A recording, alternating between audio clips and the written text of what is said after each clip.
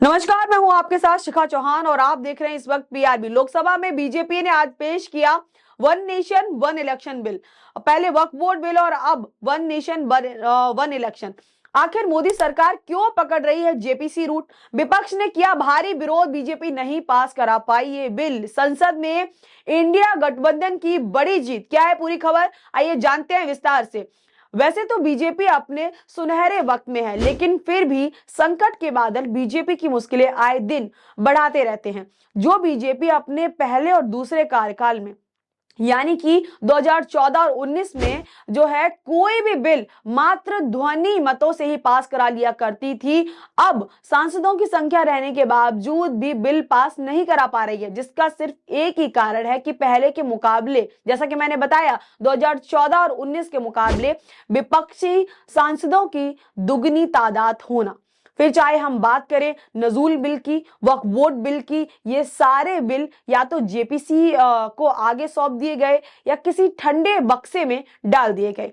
आपको बता दें कि मोदी सरकार ने संसद में वन नेशन वन इलेक्शन यानी कि एक देश एक चुनाव से जुड़े विधेयक को पेश किया। वहीं केंद्रीय मंत्री अर्जुन राम मेघवाल ने संविधान 129वां संशोधन विधेयक 2024 लोकसभा में पेश किया, जिसका कांग्रेस सहित तमाम विपक्षी दलों ने बिल में खामियां गिनाते हुए इसे संविधान के संघनीय ढांचों के जो ढांचे हैं उसके खिलाफ बताया है। जिसके बाद अर्जुन मेघवाल ने विधेयक पर व्यापक विचार विमर्श करने के खातिर संयुक्त संसदीय समिति यानी कि जेपीसी को भेजने का प्रस्ताव रखा है और सरकार ने इस विधेयक को जेपीसी के पास भी भेजा है। प्रधानमंत्री के कार्यकाल में जेपीसी के पास भेजने वाला ये पहला विधेयक नहीं है। जी हाँ, इस कार्यकाल में जेपीसी के पास भेजने वाला ये दूसरा विधेयक है। देखिए, आपको बताते हैं कि एक देश एक चुनाव संशोधन विधेयक के विधेयक जो है इसको पास करने के लिए सदन में 2/3 बहुमत जरूरी होगी,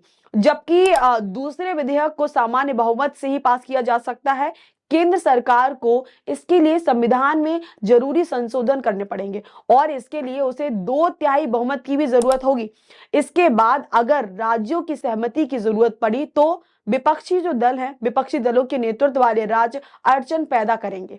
अब आपको बताते हैं कि वन नेशन वन इलेक्शन विधेयक को संसद में पास कराने के लिए 2/3 सदस्यों के समर्थन की जरूरत होगी। विधि आयोग के मुताबिक, अगर हम विधि आयोग की बात करें तो उसके मुताबिक वन नेशन वन इलेक्शन जो है प्रस्ताव से संविधान के अनुच्छेद 328 पर भी प्रभाव पड़ेगा, जिसके लिए अधिकतम राज्यों का अनुमोदन भी लेना पड़ सकता है। संविधान के अनुच्छेद 138(2) के अनुसार ऐसे संशोधन के लिए न्यूनतम 50% राज्यों के अनुमोदन की जरूरत होती है। ऐसे में अगर राज्यों से सहमति लेने की जरूरत हुई तो ज्यादातर गैर बीजेपी सरकारें इसका जो है विरोध करेंगी। 2024 के लोकसभा चुनाव के बाद बीजेपी का जो नंबर गेम है कहीं ना कहीं बिगड़ गया है। बीजेपी के 240 लोकसभा सदस्य हैं, जिसके चलते जेडीयू, टीडीपी और शिवसेना की वैसाखी के सहारे सरकार बनानी पड़ी।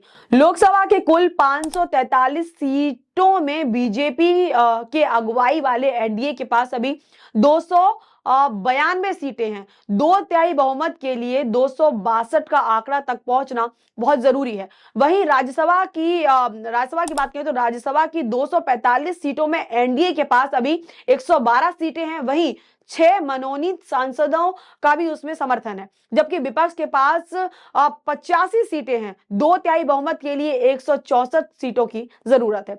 वन नेशन वन इलेक्शन के विरोध करने वाली अगर हम सबसे बड़ी पार्टी की बात करें तो वो पार्टी है Congress, Sapa, TMC, Aam Aadmi Party, RJD, Shiv Sena, UTB, NCP, SP, जो एनसीपी है वो एसपी वाली, और JMM, Indian Union Muslim League सहित कुल 15 जो दल है वो इसके विरोध में इस विधेयक के। बीजेपी के अगुवाई वाले एनडीए के घटक दलों के साथ वाईएसआर कांग्रेस, टीआरएस और बीजेडी जैसे दल समर्थन में हैं। इसके बावजूद मोदी सरकार के लिए एक देश एक चुनाव विधेयक के 2/3 बहुमत के साथ पास कराने के लिए विपक्षी दलों का समर्थन के बिना यह विधेयक पास होना असंभव है।